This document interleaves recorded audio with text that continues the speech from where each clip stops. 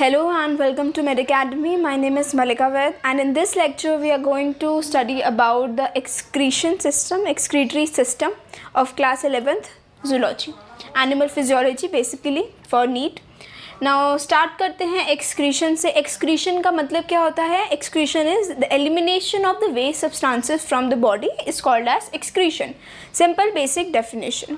अब हर एक organism में डिफरेंट टाइप के जो वेस्ट होते हैं, नाइट्रोजनस वेस्ट सिक्रीट होते हैं. कुछ नाइट्रोजनस वेस्ट जैसे I will give with example, कुछ नाइट्रोजनस वेस्ट जैसे हो गया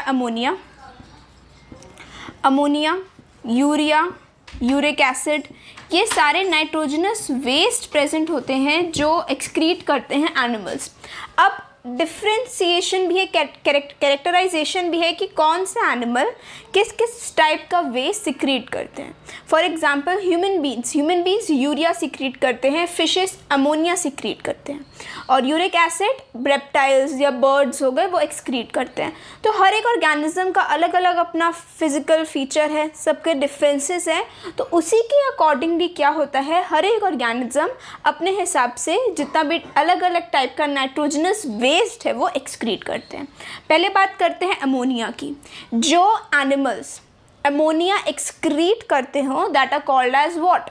जो एनिमल्स अमोनिया एक्सक्रीट करते हो they are called as ammonotelism. Telism लग जाएगा हर एक के आगे. यूरिया है तो यूरियोटेलिज्म.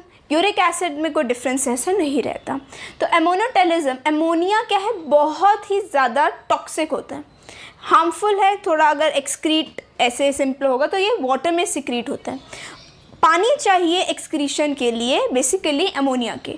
तो तभी जनरली जितने भी एक्वेटिक एनिमल्स हैं उनमें अमोनिया एक्सक्रीट होता है, बिकॉज वाटर का इन्वायरमेंट है, वाटर प्रेजेंट है, तो उसी की वजह से अमोनिया क्या होगा, एक्सक्रीट होगा. यूरिया बेसिकली लिवर में अमोनिया जो है वो यूरिया में कन्वर्ट होता है.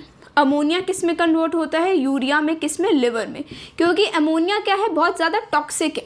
डायरेक्टली एनिमल्स जो मैमल्स है वो एक्सक्रीट नहीं कर सकते, क्योंकि अगर अलग अलग जगह पे डंग प्रेजेंट होगा, काउ डंग होता है, मैमल्स का अलग अलग है, तो वो बहुत ज़्यादा नेचर के लिए हार्मफुल है. तभी क्या होगा, अमोनिया एज सच टॉक्सिक इतना है तो वो एक्सक्रीट नहीं हो सकता. So what will happen, liver में जाके अमोनिया यूरिया में कन्वर्ट होगा और वो मैमल्स क्या करेंगे, एक्सक्रीट करेंगे. तो उसे हम बोलते हैं यूरियोटेलिज्म. ठीक है. यूरिक एसिड बेसिकली बर्ड्स में एज अ पेलेट के फॉर्म में एक्सक्रीट होता है. यूरिक एसिड ये ज़्यादा टॉक्सिक नहीं है, सिंपली एक्सक्रीट ये किया जा सकता है. तो ये अलग अलग टाइप के ऑर्गेनिजम्स हैं जो डिफरेंट टाइप में वेस्ट को एक्सक्रीट करते हैं. Ammonotelism, ureotelism and in the form of uric acid. Right. अब हम बात करते हैं, ये तो वर्टिब्रेट्स थे जो एक्सक्रीट कर रहे थे. राइट. इनवर्टिब्रेट्स भी होते हैं जो एक्सक्रीट करते हैं डिफरेंट फॉर्म्स में. For example flame cells present हैं, फ्लेम सेल्स, और we can call it as protonephridia. ये इनवर्टिब्रेट्स में होते हैं. कुछ अलग टाइप के ऐसे सेल्स हैं. कौन से इनवर्टिब्रेट सिक्रीट कर, मतलब ये इनमें प्रेजेंट हैं ऐसे सेल्स जो हेल्प करते हैं एक्सक्रीशन में. कौन से हैं, प्लैटीहेलमिन्थस. अगर एनिमल किंगडम में याद हो तो प्लैटीहेलमिन्थस में ऐसा एक्सक्रीशन सिस्टम है that is called as flame cells जो हेल्प करता है एक्सक्रीशन में. और मैलफिजियन ट्यूब्यूल्स भी प्रेजेंट होते हैं जो एक्सक्रीशन में हेल्प करते हैं.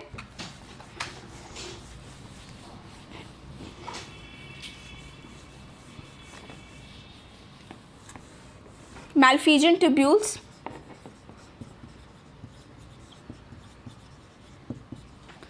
ये बेसिकली कॉकरोचेस में प्रेजेंट होते हैं. ग्रीन ग्लैंड्स या एंटीनल ग्लैंड्स ये प्रेजेंट होते हैं प्रॉन्स में, क्रस्टेशियंस के ग्रुप में आते हैं. राइट. और नेफ्रीडिया भी एक्सक्रीटरी सिस्टम में ही आते हैं जो एनालिड्स में प्रेजेंट होते हैं. ये सारे एनिमल किंगडम में प्रेजेंट हैं जो डिफरेंट टाइप के. ये इनवर्टिब्रेट्स में एक्सक्रीशन प्रेजेंट होगी. हमने वर्टिब्रेट्स की बात करी. Now next coming to human excretory system, क्योंकि एनिमल फिजियोलॉजी का ये पार्ट है, so we will mainly study about all the human related things, human physiology. तो हम बात करते हैं ह्यूमन एक्सक्रीटरी सिस्टम की। क्या क्या चीज़ें आती हैं? किडनीज, मेन इंपॉर्टेंट चीज़, we all know kidneys are the main excretory system which is present, right. Kidneys के बाद और क्या आता है? Wire tubes type structure present होता है ना किडनीज से जो निकलता है, याद है? ट्यूब लाइक स्ट्रक्चर जो प्रेजेंट होगा, that are called as what? That are called as ureter. और उसके बाद फिर ट्यूब लाइक स्ट्रक्चर फिर किडनी से निकल के एक ब्लैडर फॉर्म में आता है, that is called as what? Urinary bladder, right, याद है? Urinary bladder. और उसके बाद यूरिनरी ब्लैडर के बाद ऐसे एक ट्यूब लाइक स्ट्रक्चर फिर नीचे आती है, that is called as urethra, if you remember these terms. तो ये पूरा एक्सक्रीशन जो ह्यूमन एक्सक्रीटरी सिस्टम है, ये जो पूरा प्रेजेंट है वो kidneys, pair of kidneys, left and right दो होती हैं, यूरेटर पेयर में होंगे, tube like structure, urinary bladder एक होगा, and then coming to urethra, right. अब एक और चीज़ आती है left kidney, if I am right, sorry right kidney. Right kidney is slightly lower as comparison to left kidney. Difference होता है, अगर आप डायग्राम भी देखेंगे बुक में और कहीं पर भी पढ़ेंगे तो right kidney is lower as comparison to the left kidney. What is the reason behind it?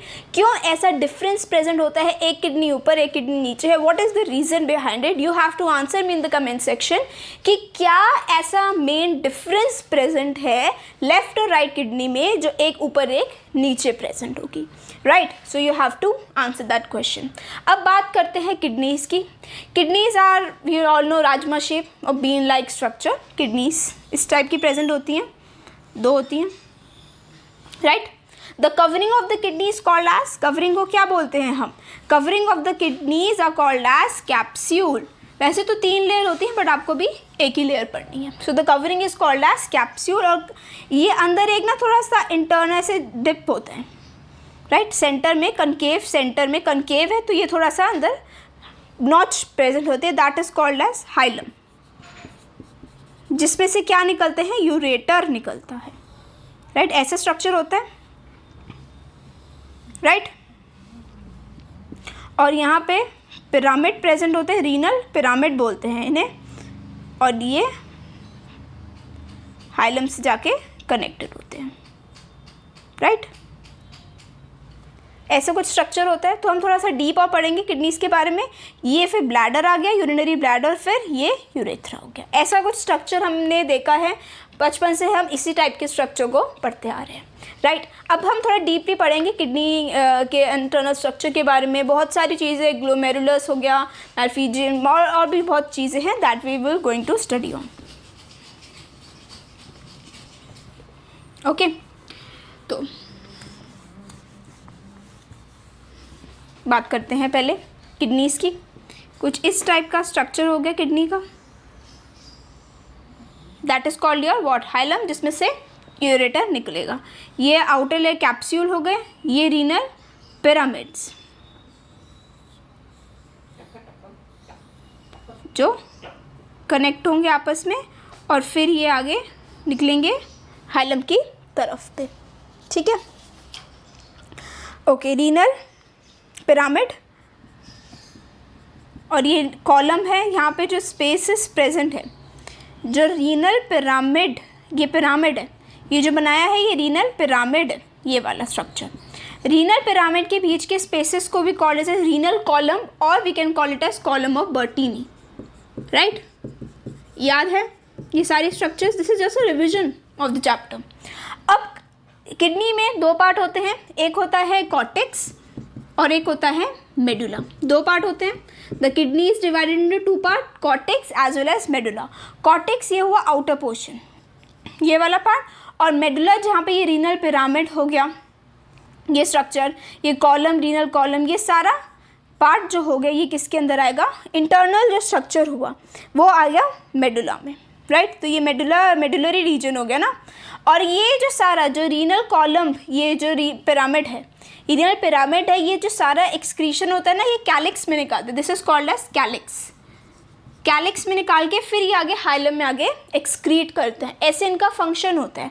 Cortex में सारा डिफरेंट टाइप के ना ट्यूब्यूल्स होते हैं, PCT, DCT, Henle's loop. DCT is present in the medullary region, right. तो ये ऐसे structures present होते हैं।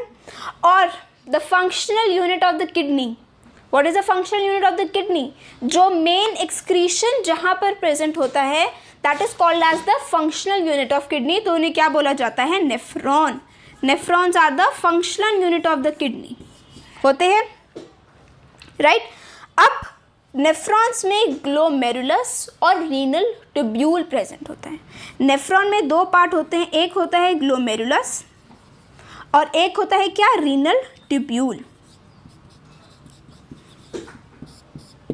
ग्लोमेरुलस जो हो गया ना थोड़ा कॉर्टेक्स रीजन में प्रेजेंट होता है और रीनल ट्यूब्यूल का कुछ पार्ट मेडुलरी रीजन में नीचे प्रेजेंट होता है।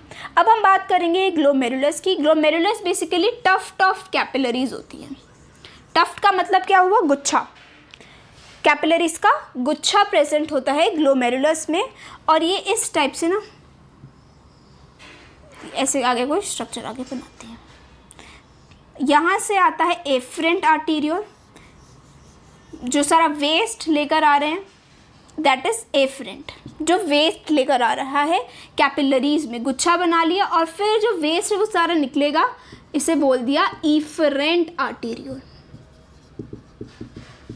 ठीक है, afferent arteriole and efferent arteriole, जो आगे जाके सारा वेस्ट निकलेगा।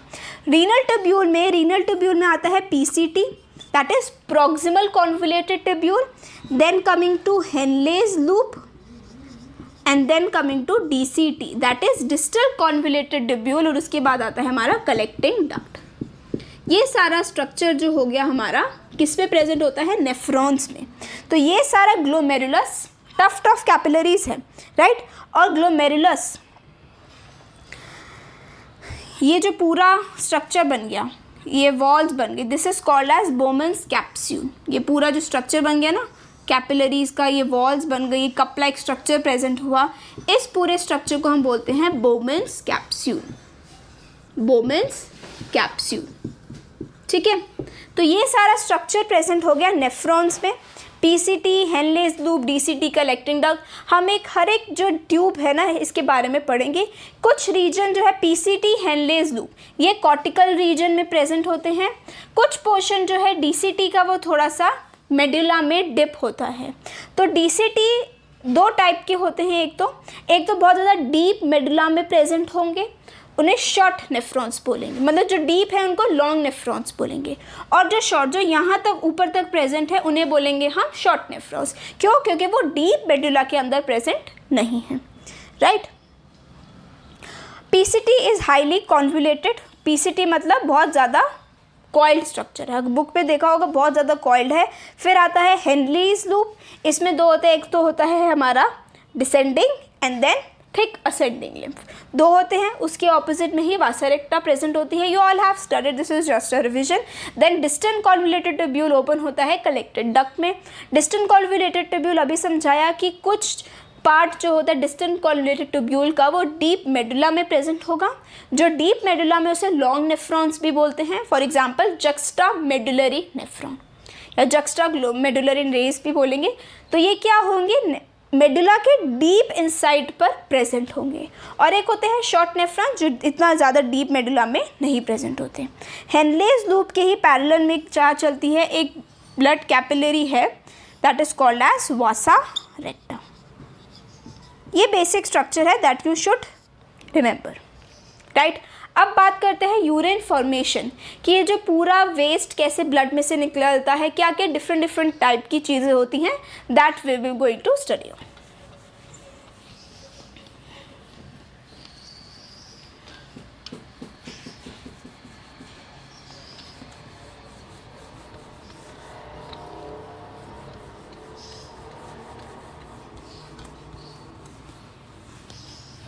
ओके, यूरिन फॉर्मेशन बेसिकली पहला जो फर्स्ट प्रोसेस होगा यूरिन फॉर्मेशन में, वो क्या होगा? ब्लड को प्यूरिफाई करना होगा। सबसे पहला स्टेप ये होगा। ब्लड को प्योरीफाई करना, सो आरबीसीज में से जो भी वेस्ट है, ब्लड के अंदर जो भी वेस्ट है, that need to be purified. Approximately 100 to 1200 ml of blood get purified by the kidneys. मतलब जितना हमने स्ट्रोक वॉल्यूम पढ़ा उसका 1/5 पार्ट जो है वो पर मिनट निकलता है. तो urine formation include 3 steps. First is glomerular filtration. The first step is glomerular filtration. Then the second step which includes is reabsorption. And then the third step is secretion. So these 3 steps are very very important, very crucial for urine formation. पहला जो step है that is glomerular filtration. मतलब क्या हुआ, glomerular नाम से ही पता चल रहा है कि glomerular मतलब glomerulus का involvement है इसमें. glomerulus से ही होके क्या होगा, जो blood है वो purify होगा. फिर जो purified blood जो सारा फॉर एग्ज़ाम्पल छलनी की तरह ही काम करता है ग्लोमेरुलस, जो होल्स होंगे. सपोज हम क्या करते हैं, जब हम चाय बनाएंगे तो उसमें क्या होगा, जो वेस्ट प्रोडक्ट है वो ऊपर रह जाता है, राइट, टी, और जितना भी मिल्क पार्ट है वो सारा निकल आता है. सिमिलरली इसी हिसाब से ही ग्लोमेरुलस का फंक्शन होगा. वो क्या करेगा, जितना भी सपोज आरबीसीज आई, आरबीसीज रह जाएंगी उसके ऊपर ही, जो स्लिट कवरिंग होगी उसके ऊपर रह जाएंगी, और जितना भी वेस्ट प्रोडक्ट है वो सारा का सारा निकल आएगा. So this is how the glomerulus function. तो ग्लोमेरुलस में I just told you the बोमेंस capsules function. बोमेंस capsule क्या होता है, तो इस हिसाब से कुछ प्रेजेंट होगा. ये बोमेंस कैप्सूल हो गया, ये टफ्ट ऑफ कैपिलरीज है, राइट, और ये एंडोथीलियल की लेयर मतलब ब्लड वेसल्स है, राइट. अब इसमें क्या हो गया, 3 लेयर्स होती है. एक तो ये epithelium of Bowman's capsule. Epithelium ये जो लेयर है, लेट मी शो यू, ये एपिथीलियम ऑफ बोमेंस कैप्सूल में क्या होता है, पोर्स प्रेजेंट होते हैं that are called as podocyte.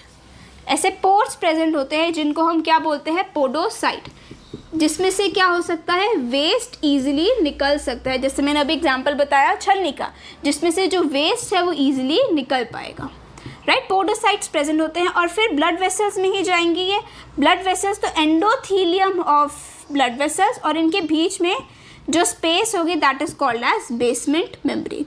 तो 3 लेयर होती हैं, जिससे क्या होता है, वेस्ट जो प्रोडक्ट है वो यहाँ पर आया एफ्रिन आर्टीरियल से, फिर पूरा प्योरीफाई होके ईफ्रिन आर्टीरियल से बाहर जाएगा. So these are the 3 layers by which the blood get filtered out very easily. 3 layers, epithelium of Bowman's capsule जिनमें पोर्स प्रेजेंट है that are called as podocyte. फिर एंडोथीलियम ऑफ ब्लड वेसल्स, उसके बीच में जो लेयर होगी that is basement membrane. इनमें से पूरा पास ऑन होके वेस्ट निकलता है और जो साफ है वो आगे चला जाता है, right. This is the process. और ग्लोमेरुलर फिल्ट्रेशन को अल्ट्रा फिल्ट्रेशन भी बोल सकते हैं, क्योंकि बहुत ज़्यादा क्या है, प्रोसेस बोमेंस कैप्सूल में हो रहा है, राइट. तो पर डे जितना भी फिल्ट्रेट किडनी ने बनाया, मतलब फिल्ट्रेट का मतलब जो भी वेस्ट प्रोडक्ट जो निकला है, जो भी प्रोसेस हुआ है, जितना फिल्ट्रेट बना है, फिल्ट्रेट मतलब ऊपर का जो प्रोसेस बच गया, वो 180 लीटर्स पर डे होता है. जितना भी फिल्ट्रेट बनता है that is called as glomerular filtration rate, JFR, glomerular filtration rate.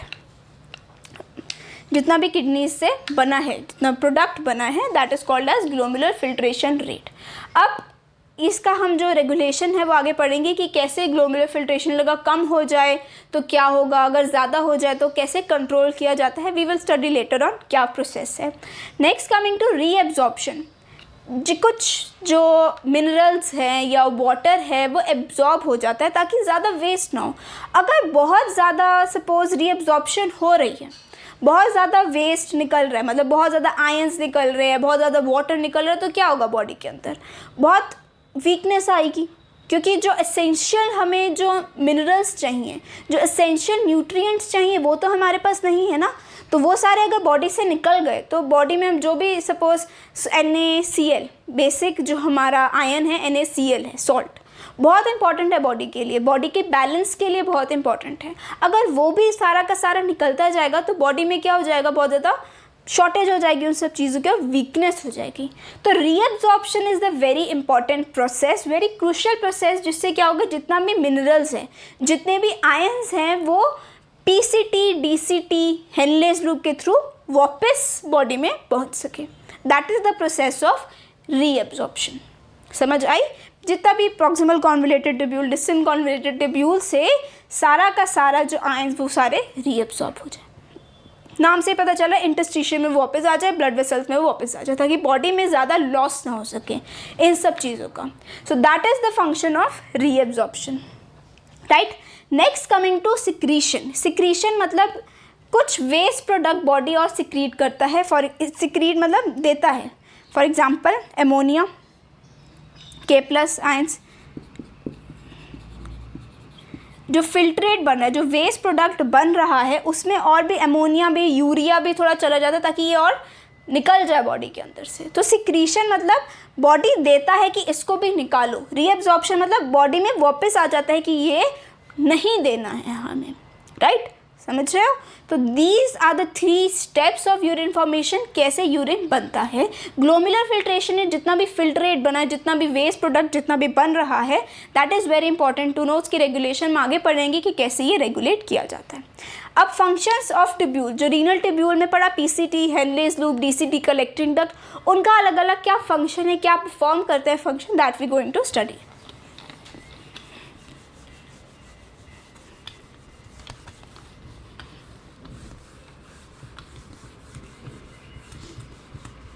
देखिए, सिंपल सा स्ट्रक्चर मैं बना के दिखाती हूँ कि ऐसा होता नहीं है। This is just a diagrammatical representation of nephron.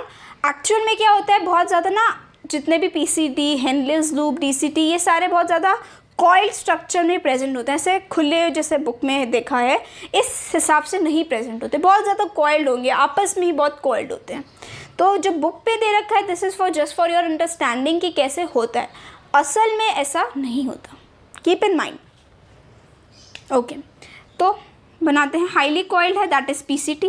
फिर आता है हेनलेस लूप, ये क्या है, डिसेंडिंग, थिन डिसेंडिंग। ये क्या है, थिक असेंडिंग।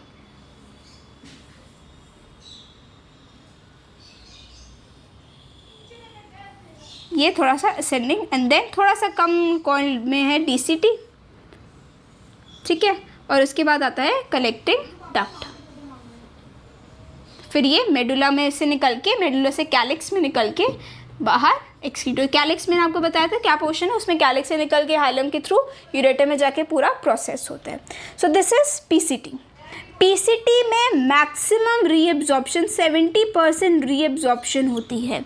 मतलब रीअब्जॉर्प्शन मतलब जितने भी इम्पॉर्टेंट आयंस है, फॉर एग्जांपल NaCl हो गया, K+ हो गया, HCO3 बाइकार्बोनेट हो गया, वाटर हो गया, मैक्सिमम रीअब्जॉर्प्शन जो है वो पीसीटी में हो जाती है। और इसकी जो कवरिंग है वो ही आपको याद रखनी है, cuboidal brush border epithelium.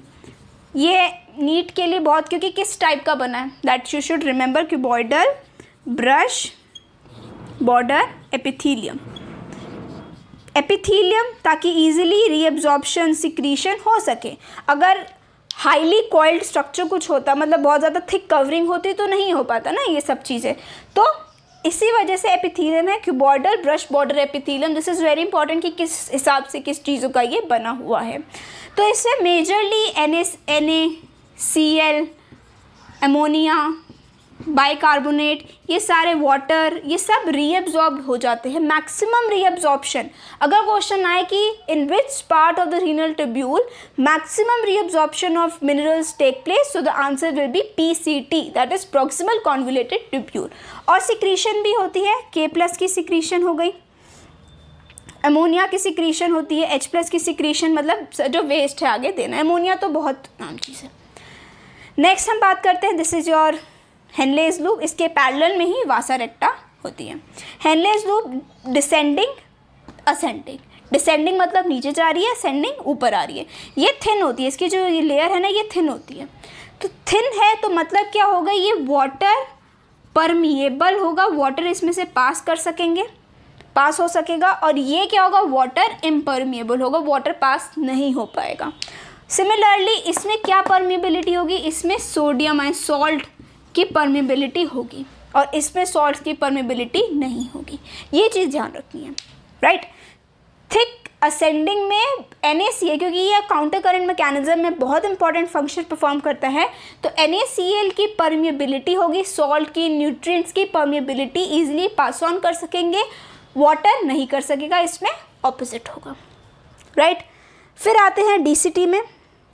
DCT में भी एब्जॉर्प्शन रीएब्जॉर्प्शन होगी, NaCl की, HCO3 की, H2O की, वाटर की, इन सब की रीएब्जॉर्प्शन होगी और सिक्रीशन किसकी होगी, K+ और H+ की, ठीक है। ये चीज़ें याद रखनी है। Then coming to collecting duct. Collecting duct kidneys में बाहर निकल देगा, तो सबसे इम्पॉर्टेंट इसमें कुछ अमाउंट ऑफ यूरिया की रीएब्जॉर्प्शन हो जाती है ताकि मेंटेन रहे, ऑस्मोटिक बैलेंस मेंटेन रहे। यूरिया तभी, क्योंकि यूरिया तो बॉडी से ही निकालना है, राइट। वाटर भी बहुत ज़्यादा रीएब्जॉर्ब होता है क्योंकि ये बहुत कंसनट्रेटेड यूरिन निकलता है। ज़्यादा डाइल्यूटेड होगा तो वाटर लॉस बहुत ज़्यादा होगा, यू विल फील डिहाइड्रेटेड। अगर जो पानी कम पीते हैं उनका इतना वाटर लॉस नहीं होगा, तो बहुत कंसनट्रेटेड यूरिन होगी, तो वाटर भी बहुत ज़्यादा क्या हो जाता है, इसमें से रीएब्जॉर्ब होता है। कुछ अमाउंट में यूरिया भी निकलता है ताकि बैलेंस जो है ना पूरा मेंटेन रहे अंदर मेडुला में, राइट।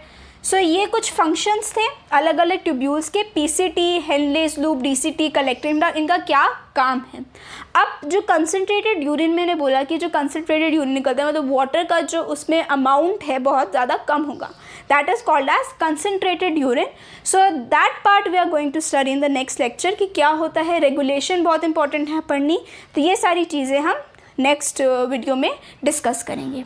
अभी तक कोई भी डाउट हुआ इस चैप्टर में, इस यूनिट में, so please write in the comment section below, क्या कुछ दिक्कत है, कुछ भी प्रॉब्लम है। और if you like this video, समझ आई है, please hit the like button and subscribe the channel Med Academy for more videos like this related to zoology, botany, physics, chemistry and for the free material. So please subscribe the channel Med Academy. Thank you very much.